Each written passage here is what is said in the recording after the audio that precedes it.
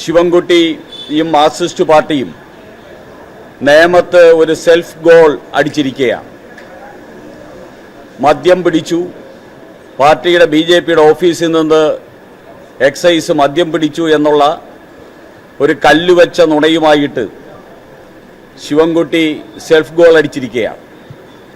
ഞങ്ങൾക്ക് ശിവൻകുട്ടിയെ തോൽപ്പിക്കാനും കേരളത്തിലെ ഇടതുപക്ഷ ഭരണം അവസാനിപ്പിക്കാനും മദ്യത്തിൻ്റെയും മയക്കുമരുന്നിൻ്റെയും ആവശ്യമൊന്നുമില്ല.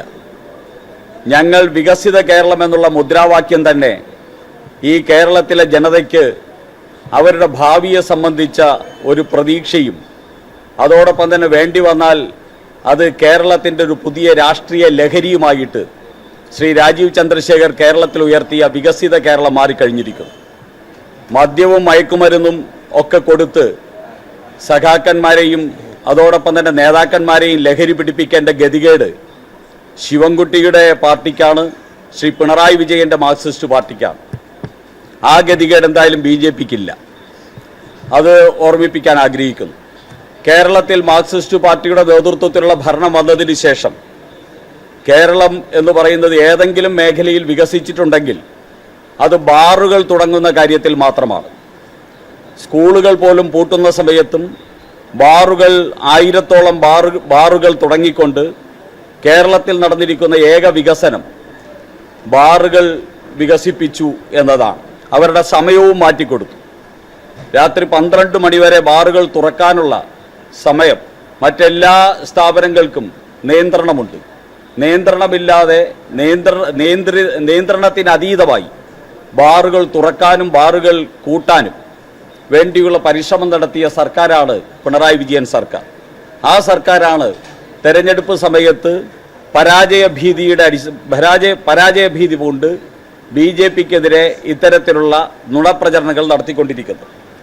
ഞാൻ ഒരു കാര്യം പറയാൻ ആഗ്രഹിക്കുന്നത്, ഈ സർക്കാരിൻ്റെ കഴിഞ്ഞ 10 വർഷത്തെ നേട്ടങ്ങളിൽ ഒന്ന് ഇവിടുത്തെ റവന്യൂ വരുമാനത്തിൽ 1,14,395.1 കോടി രൂപ ബിവറേജസ് കോർപ്പറേഷൻ വഴി നേടിയതാണ്.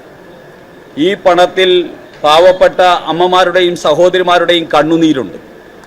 അതോടൊപ്പം തന്നെ ഇവിടുത്തെ യുവാക്കളുടെ യാതനയുണ്ട്. ഇതിനെയെല്ലാം പണമാക്കി മാറ്റി ബിവറേജസ് കോർപ്പറേഷൻ വഴിയും ബാറുകൾ വഴിയും മാത്രം വരുമാനമുണ്ടാക്കി, ഈ നാടിനെ നശിപ്പിക്കുന്നതിലൂടെ വരുമാനമുണ്ടാക്കി അത് ഉയർത്തിക്കാട്ടുന്ന ഒരു സർക്കാരാണ് ഈ പിണറായി വിജയൻ സർക്കാരെന്ന് ഈ വിവരാവകാശ രേഖപ്രകാരം വ്യക്തമാവുകയാണ്. ഞങ്ങൾക്കെതിരെ ഈ ദുഷ്ടലാക്കോടുകൂടിയുള്ള ആരോപണം ഉന്നയിക്കുന്ന മാർക്സിസ്റ്റ് പാർട്ടിക്ക് ഞങ്ങൾക്ക് നൽകാനുള്ള ഉത്തരം ഇതാണ്: നിങ്ങളാണ് ബാറുകളും അതോടൊപ്പം തന്നെ മദ്യത്തിലും കേരളത്തെ പൂഴ്ത്തിക്കൊണ്ടിരിക്കുന്നത്, മുക്കിക്കൊണ്ടിരിക്കുന്നത്. ഞങ്ങൾ വികസിത കേരളമാണ് മുന്നോട്ട് വയ്ക്കുന്നത്.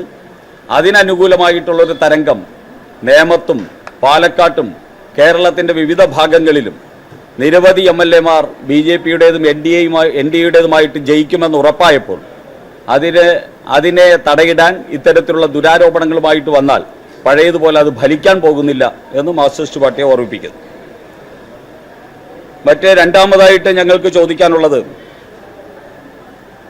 ഈ 2024-25 കാലയളവിൽ ദേശീയ പാതയ്ക്കായിട്ടും അതോടൊപ്പം തന്നെ പ്രധാനമന്ത്രി ഗ്രാമീൺ സഡക്ക് യോജനയ്ക്കായിട്ടും കേരളത്തിൽ കേന്ദ്ര സർക്കാർ ചെലവഴിച്ചത് 23,300 കോടി രൂപയും അതുപോലെ തന്നെ 160.56 കോടി രൂപയും കേരളത്തിലെ അടിസ്ഥാന വികസന മേഖലയിൽ ഈ ഒരു വർഷം മാത്രമായിട്ട് ചെലവഴിച്ചു. ഇത് ഇവിടുത്തെ റിയാസും അതോടൊപ്പം തന്നെ മാർക്സിസ്റ്റ് പാർട്ടിയും പൂഴ്ത്തിവെക്കാനാണ്. ഇത്തരത്തിലുള്ള വികസനങ്ങൾ, കേന്ദ്ര സർക്കാരിൻ്റെ വികസനങ്ങൾ പൂഴ്ത്തിവെച്ചിട്ട് തങ്ങളുടെ പേരിൽ റീലുണ്ടാക്കാനാണ് ഇവിടുത്തെ സർക്കാർ പലപ്പോഴും ശ്രമിക്കുന്നത്. ഈ എമൗണ്ടിൽ, ഈ പറഞ്ഞ പണത്തിൽ കേവലം 31% മാത്രമാണ് സംസ്ഥാന സർക്കാർ ചെലവഴിച്ചിട്ടുള്ളത് എന്നുള്ളതും കൂടി ഓർമ്മിപ്പിക്കാൻ ആഗ്രഹിക്കുകയാണ്.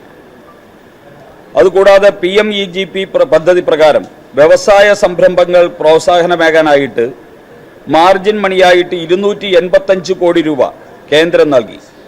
ഈ തുക വേണ്ടവണ്ണം വിനിയോഗിക്കാതെ ആ പദ്ധതി യുവാക്കൾക്ക് വ്യവസായ സംരംഭങ്ങൾ ആരംഭിക്കാനുള്ള കേന്ദ്ര പദ്ധതിയെ ഇവിടുത്തെ സംസ്ഥാന സർക്കാരിൻ്റെ നിസ്സഹകരണം കാരണം 285 കോടി രൂപ വേണ്ട രീതിയിൽ വിനിയോഗിക്കാൻ സാധിച്ചിട്ടില്ല എന്നാണ് ഈ രേഖകളിലൂടെ തെളിയുന്നത്.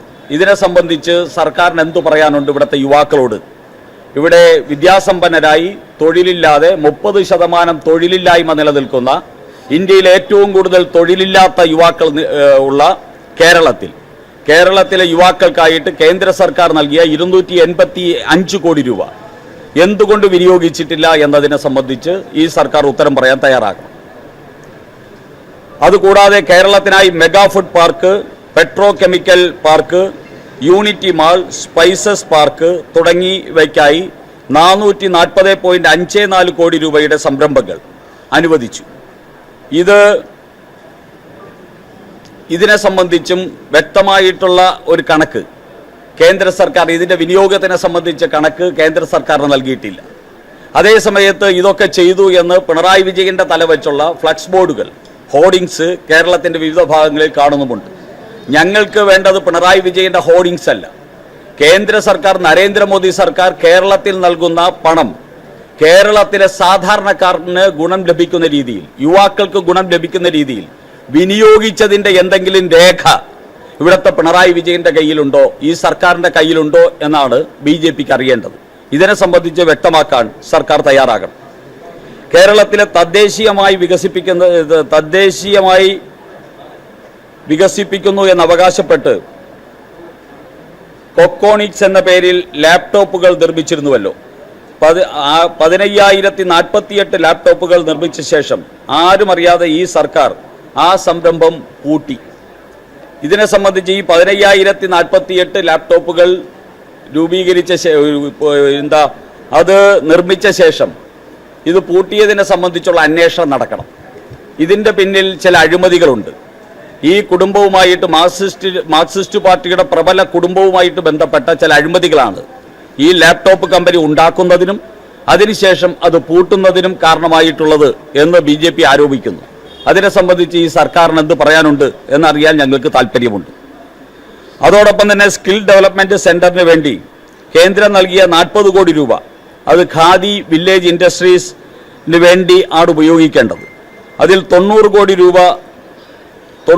രൂപ അതിനു മുമ്പ് അനുവദിച്ചിരുന്നു. ഈ പൈസയും ഖാദി വില്ലേജ് ഇൻഡസ്ട്രിയിൽ ഇതുവരെ ഈ സർക്കാർ വിനിയോഗിച്ചിട്ടില്ല. അവിടെയും തിരിമറി നടത്തിയിരിക്കുകയാണ്, വഴിവിട്ട് ചെലവഴിച്ചിരിക്കുകയാണ്. ഇതിനെ സംബന്ധിച്ചുള്ള വിവരവും കേന്ദ്ര സർക്കാർ ആവശ്യപ്പെട്ട സമയത്ത് സംസ്ഥാന സർക്കാർ നൽകിയിട്ടില്ല. ഇങ്ങനെ കേരളത്തിലെ എല്ലാ ജനവിഭാഗങ്ങളെയും ബാധിക്കുന്ന എല്ലാ വിഷയങ്ങളിലും അങ്ങേയറ്റത്തെ നിരുത്തരവാദിത്വപരമായിട്ടുള്ള, ജനതയോട് പ്രതിബദ്ധതയില്ലാത്ത, ഫണ്ടുകൾ അട്ടിമറിക്കുന്ന, ഫണ്ടുകൾ തിരിമറി കാണിക്കുന്ന, അതുപോലെ തന്നെ അഴിമതി നടത്തുന്ന ഒരു ഭരണകൂടമായിട്ടാണ് പിണറായി വിജയൻ ഭരണകൂടം കഴിഞ്ഞ 10 വർഷം പ്രവർത്തിച്ചിട്ടുള്ളത്. അതിൻ്റെ ഉദാഹരണങ്ങളാണ് ഞങ്ങൾ ഈ ചോദ്യങ്ങളായിട്ട് 21 ചോദ്യങ്ങളായിട്ട് കേരള സമൂഹത്തിൻ്റെ മുമ്പിൽ അവതരിപ്പിച്ചത്.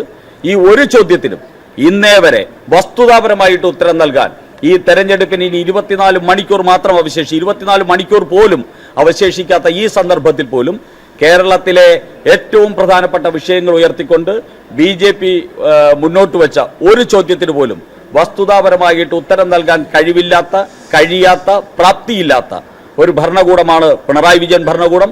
ഈ ഭരണകൂടത്തിനെതിരായിട്ടുള്ള വികാരം ഈ കേരളത്തിൽ ഉയരണം. ആ വികാരം മുതലെടുക്കാൻ ഇവിടുത്തെ UDF പരിശ്രമിക്കേണ്ട ആവശ്യമില്ല. കാരണം UDF ഇതിൻ്റെ പങ്കാളിയാണ്, പല അഴിമതിയുടെയും പങ്കാളിയാണ്, ഇവിടുത്തെ യുവാക്കളെ ദ്രോഹിച്ചതിൻ്റെ പങ്കാളിയാണ്, ഈ കേരളത്തെ നശിപ്പിച്ചതിൻ്റെ പങ്കാളിയാണ്. രാഷ്ട്രീയപരമായിട്ട് തന്നെ CPM-ഉം കോൺഗ്രസും പരസ്പരം പങ്കാളികളാണ്. ഈ പങ്കാളികളുടെ ഭരണം അവസാനിപ്പിച്ച് വികസിത കേരളത്തിന് വേണ്ടി NDAക്ക് അനുകൂലമായിട്ടുള്ള ഒരു അന്തരീക്ഷമാണ് ഉണ്ടായിരിക്കുന്നത്. ഈ അന്തരീക്ഷത്തെ അട്ടിമറിക്കാൻ വേണ്ടിയുള്ള കുപ്രചരണങ്ങൾ ഇവിടുത്തെ ജനത അർഹിക്കുന്ന അവഗണനയോടുകൂടി തള്ളിക്കളയുമെന്നാണ് BJPക്ക് പറയാനുള്ളത്.